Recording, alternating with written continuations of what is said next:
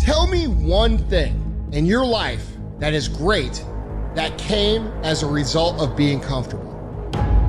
Because everywhere I look and everywhere I see in today's society, everybody's doing everything they can to be more comfortable. They're looking for the more convenience. They're looking for the quicker. They're looking for the faster. And see, there's opportunity in that for those of you that want to get better. Because I'm going to tell you right now, all the reasons that these successful people that you look up to, that you aspire to be like, are the way they are, have all come from a place of being uncomfortable. Understand that when you're trying to avoid the pain, when you're trying to avoid the struggle, when you're trying to avoid the hard things, you are actively choosing to be average. You are actively choosing to be mediocre. And you are actively choosing to move further away from what you want in life. Because that hardship and that pain and that struggle, they give you the skills that will forge you into a motherfucking champion.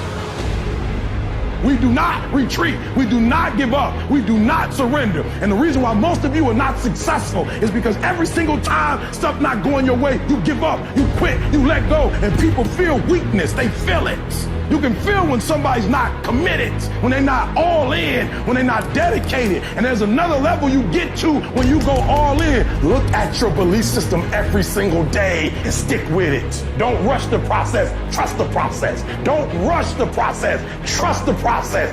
Don't rush the process, trust the process. People who do stuff consistently and on time, they surpass people who talented and gifted. You guys have got to believe in yourself. Headstrong, mentally tough. It's the only way through the bullshit here in life. Winners, the difference between them and the spectators is the winners have a belief that overrides the crowd's disbelief every single time. Their belief is so strong, even though they hit failure, they get knocked on the ass. They're finding the intestinal fortitude to stand back up again, face that same challenge, learning from the previous mistakes, and make it happen. Winners fail a million times. What makes them a winner is that they believe it, they're headstrong. Nothing's gonna stop that. There is no excuse for not being the hardest worker.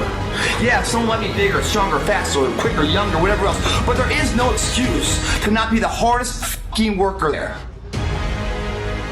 No longer are we gonna accept rhymes and society's rhyme the reason that we are average.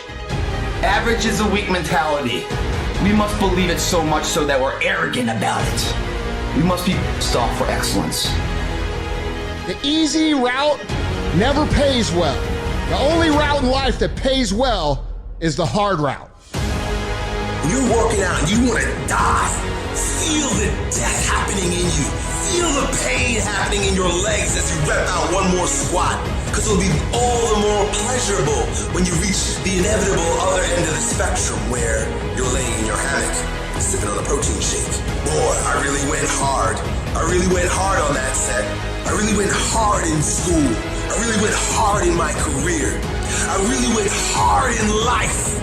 Go hard and die hard.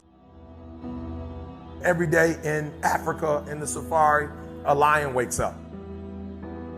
And every single day in the safari, a gazelle wakes up. Now, this is critical. What's the difference between a gazelle and what's the difference between a lion?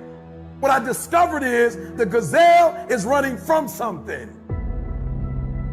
So as long as the lion is chasing the gazelle is running. But as soon as the lion stops chasing the gazelle, it stops.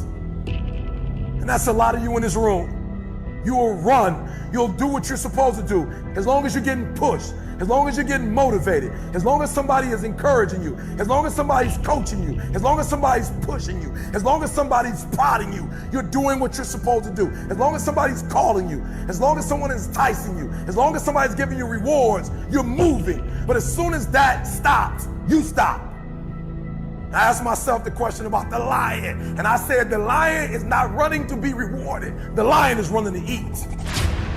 Because the lion realizes when he kills the gazelle, not only does he eat the gazelle, but he brings it back home. So you've got to ask yourself, what's your why? What motivates you? What pushes you? What drives you? And if that thing is internal, if nobody has to call you, if nobody has to prod you, if nobody has to reward you, if you are self-motivated and self-regulated, you can have it, you can be it, you can do it. When you are a true hunter, you don't go by time, you go by the gazelle. You don't hunt from 8 to 3. Why? Because the gazelle may not be open from 8 to 3. You hunt until you get a gazelle, and you don't stop until you get one. And then you get another, and then you get another, and you get another. Listen to me, a 9 to 5 person, they make a sale and they're excited. When you get to my level and you get one thing, you try to get to the next level,